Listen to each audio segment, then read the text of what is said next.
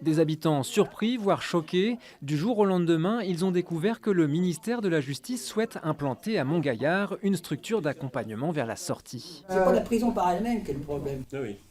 C'est tout ce qui gravite autour. 24 de ces nouvelles structures pénitentiaires doivent être créées en France, toujours en ville, près de services publics et de transports, et au Havre, près de l'école Henri Vallon. Les riverains s'inquiètent au niveau de la sécurité et en tant que parents d'enfants, ça s'implante à 5 mètres des écoles primaires et maternelles Henri Vallon. Donc voilà, l'image pour les enfants d'avoir une prison juste à côté, c'est tout bonnement inacceptable. La structure d'accompagnement vers la sortie remplacerait un centre équestre implanté sur un terrain municipal. Elle accueillerait 90 détenus, tous volontaires pour la fin de leur peine.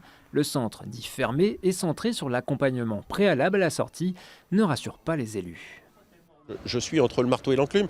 Je ne peux pas désavouer le projet parce que c'est un très bon projet, mais sur la forme, j'émets beaucoup de réserves. Aujourd'hui, aller venir implanter ça en plein cœur d'un quartier comme le Montgaillard, c'est faire un peu fi de la vie des habitants, quoi. Parloir, infirmerie, pôle social et hébergement, 60 gardiens et personnels d'insertion encadreraient ici les détenus pour éviter une sortie sèche du système carcéral.